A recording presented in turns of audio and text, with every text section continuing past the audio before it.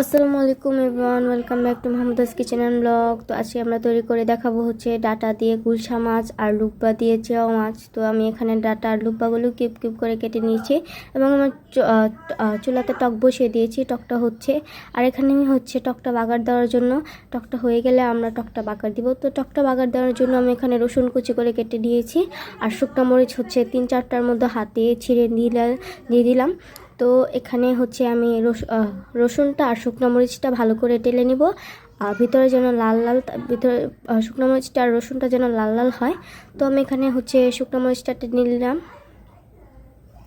তো টালা হয়ে গেলে আমি এখানে দিয়ে দিব হচ্ছে সরিষার দানা। তো আমি এখানে অল্প একটু সরিষার দানা দিচ্ছি।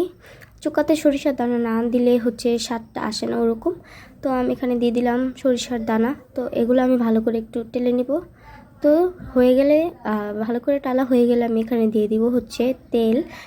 পরিমাণ মতো তেল দিয়ে দিবেন। আপনারা চাইলে তেলটা আগে দিয়ে রসুনটা তেলের ভিতরে ভাজতে পারেন, কিন্তু এভাবে আগে থাকতে টেলে নিলে আর কি হচ্ছে সুবিধা হবে। তো আমি এখানে ভালোভাবে একদম টেলে নিব। তো গাইস, আপনাদের বলে রাখি, যারা আমাদের ছোট্ট পরিবারের নতুন সদস্য তারা আমাদের চ্যানেলটাকে সাবস্ক্রাইব করে দিবেন, আর ভিডিওগুলো ভালো লাগলে লাইক, কমেন্ট অ্যান্ড শেয়ার করবেন। তো ফিরে যাওয়া যাক। তো হচ্ছে আমি এখানে হচ্ছে আমার রসুনটা আর মরিচটা ভালোভাবে টালা হয়ে গেছে। তো আমি কড়াইটা নামিয়ে চুকার হাঁড়িটা বসিয়ে দিব, এবং হচ্ছে চুকার ভিতরে আমি এগুলো দিয়ে দিব বাগারের জন্য। তো দিয়ে দিলাম।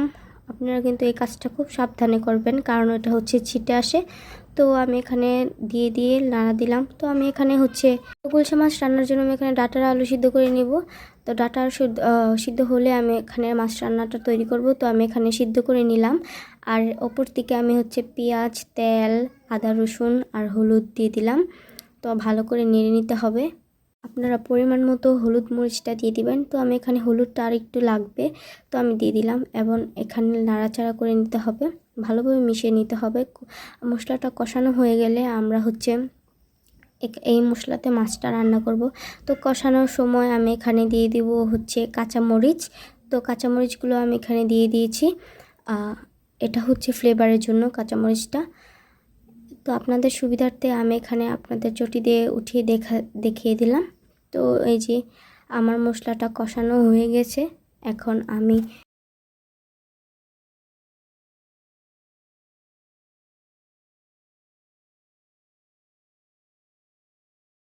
আমি দিয়ে দিব হচ্ছে সিদ্ধ করা ডাটার আলু। তো দিয়ে দিলাম আমি ডাটার আলু, এবং ডাটার আলুগুলো মশলাটার সাথে ভালোভাবে মেশাতে হবে।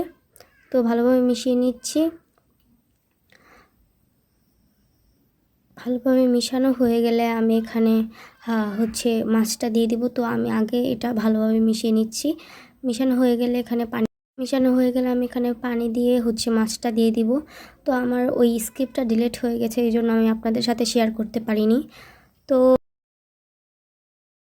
তো ভিউয়ার্স, এই যে আমার হচ্ছে গুলশা মাছের তরকারি, খুবই মজা হয়েছিল তরকারিটা, বিশ্বাস করেন। আপনারা চাইলে এভাবে ট্রাই করে দেখতে পারেন। তো অপরদিকে আমি হচ্ছে চেওয়া মাছগুলো ভেজে নেব। এগুলো আমি মশলা দিয়ে মাখিয়ে নিয়েছি। তো এখানে আমি হচ্ছে লুব্বাটা আর আলুটা আগে থাকতে সিদ্ধ করে নিয়েছিলাম। এই যে এরকম সাইজ করে আপনারা কেটে নিতে পারেন চেওয়া মাছ রান্নার জন্য। তো আমি দিয়ে দিলাম কড়াইতে তেলটা এখন গরম করতে হবে। একটু গরম করার জন্য আপনাদের একটু ওয়েট করতে হবে। তো ভালোভাবে তেলটা গরম হয়ে গেলে আমি এখানে দিয়ে দিব হচ্ছে চেওয়া মাছগুলো। আপনারা এখানে ভালোভাবে চেওয়া মাছগুলো ভেজে নিতে পারেন, কারণ ভাজা চেওয়া মাছটা আরেকটা আলাদা স্বাদ আসে। তো আমি এখানে সবগুলো আস্তে আস্তে একটা দুটা করে চেওয়া মাছগুলো দিয়ে দিব।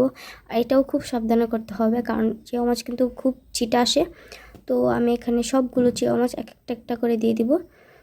তো হচ্ছে সবগুলো দেওয়া শেষ হয়ে গেলে, ভালোভাবে ভাজা হয়ে গেলে, এই যে আমি এরকম করে লাল লাল করে ভেজেছি, আপনারাও চাইলে এরকম করে ভেজে নিতে পারেন বা একটু কমও ভাজতে পারেন, এটা আপনাদের নিজস্ব ইচ্ছা। তো ভালোভাবে আমি হচ্ছে যে মাছগুলো ভাজা হয়ে গেলে এখানে দিয়ে দিব পেঁয়াজ, আদা, রসুন, আর কি যা যা রান্না করার জন্য লাগে একটা তরকারি। তো এখানে আমি টমেটো, কাঁচামরিচ ইত্যাদি দিয়ে দিলাম।